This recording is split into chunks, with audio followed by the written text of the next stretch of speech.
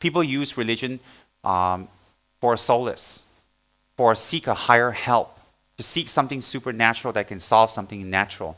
And for some people, they thought it was a shortcut. If they practice this, they don't have to go through hard work. Some people, they don't want to work hard. They rather go to the temple and make offerings to Kuan Yin or Zambala. A lot of people go to temples to make it a shortcut. They don't want to work hard. They don't want to make an effort. And they really don't want to push themselves daily. So what they do is, they perpetuate wealth gods and wealth protectors, and they do all types of rituals, and they have pujas done for them so that they can get wealthy, so that they can get wealth and have a good time. But the hard work that goes into getting wealth, they kind of want to shortcut it. So a lot of people use religion as a shortcut, but unfortunately it's not a shortcut, because if we invoke on the lower type of deities, lower type of beings to fulfill this, there's always a repercussion. There's always a repercussion. So if we do it through the higher beings, we may or may not get our wish, because our wish may not bring us happiness in the long run. So there's a very big difference there. So sometimes if we go to a worldly god or worldly temple or medium oracle, and we ask for help, we ask for a lucky 4D, we usually get it. It's very rare you hear about going to a high Buddhist monk or high Buddhist lama or high Buddhist teacher, please give me a lucky 4D, and that they'll give you. Example, I've never heard of anyone going to His Holiness the Dalai Lama. They go for everything else and say, can I have a 4D number? Can I have a lottery number? In America, you have lottery. Why? Those are lower forms of magic and art. And when you go to mediums, and you go to spirits, and you go to deities, and you go to, cemeteries, I've even heard of people in Malacca going to cemeteries and doing things at night to get a lucky 4D in front of a certain famous dead person, a general or whatever. I've heard. They do get the numbers. There's no doubt about that. It does work. But the price you have to pay in retribution is very high. Why? Because you're getting something that doesn't really belong to you. So you have to tap into another part of your karma to take away something from your life, something from your family, something from someone you love. Something must be given up, sacrificed, in order to get that. So people around here have a very big ignorance. They like the shortcut. Oh, if I go to a medium, if I go to a deity, if I go to a fortune teller, a soothsayer, they can give me a lucky number. And it works. It does work.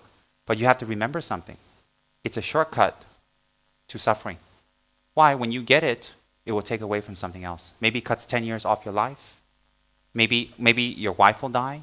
Maybe your wife and you will separate. Maybe your husband will die. Maybe we'll separate. It takes away from something. You see, this is the old adage. You get nothing for free. Nothing. You have to work towards it. So if we want to go to mediums and fortune tellers, and we want to get lottery and all that stuff, and we want to use magic spells, and we want to use gods, we want to use love charms, and we want to use money charms, we can do all that. And the money charms, the luck gods, and these love charms, all these, they do work. They do work. But you have to understand, when you give it to the person, you cut away from your life, and you cut away from their life. Why? Your spell will work because the gods do exist. The spirits and whatever that you're tapping into do exist. But when you give it to them and they do it and they have something happen to them, that karma comes back to you. So that's why I tell people not to do that, not to get into spells and give magic and give foods and all that stuff. You know why? You're tapping into an energy that you're not replacing. Simply giving an offering to the god, giving milk or tea or whatever to the god, it appeases the god at that moment to give you what you want, the food, the spell, the magic. It gives you what you want, and you can give to the person, and immediately it looks like a benefit. But you see, by making offerings to this god, you don't collect any merit.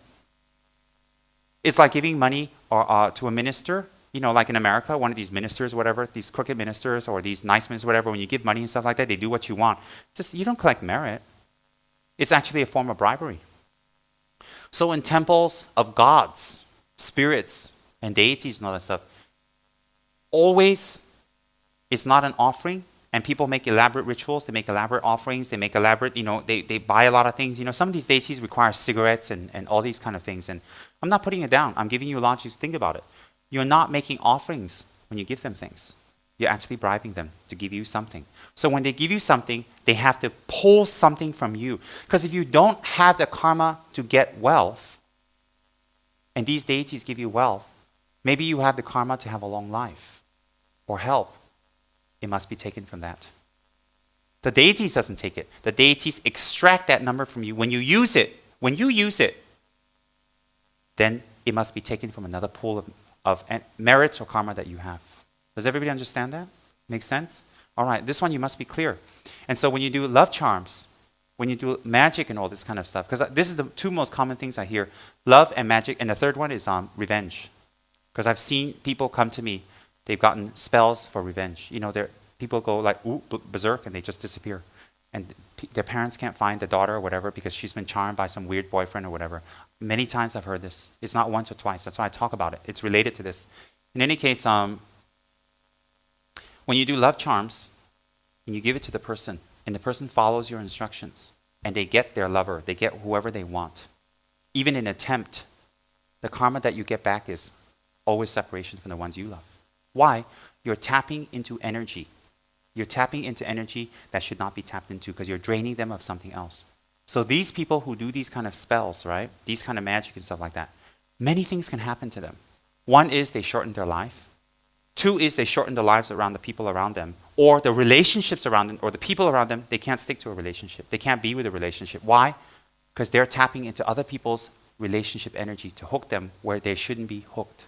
So they themselves change and change and change relationships again and again and again and again and again. Non-stop. Always. And their mind won't be firm. Their mind cannot settle. Why?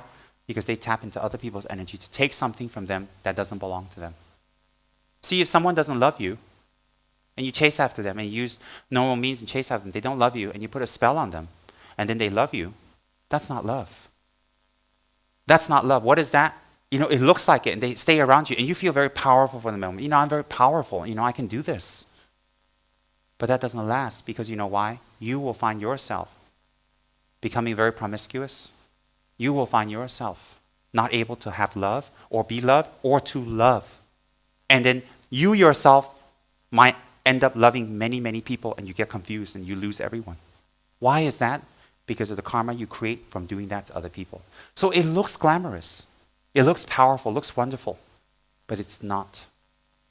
And all of you are very smart. And all of you are educated. Malaysians generally are. And what happens is that when you're explained these kind of things, you don't only stay away, you don't criticize, you know why. When you know why, your ignorance is cleared.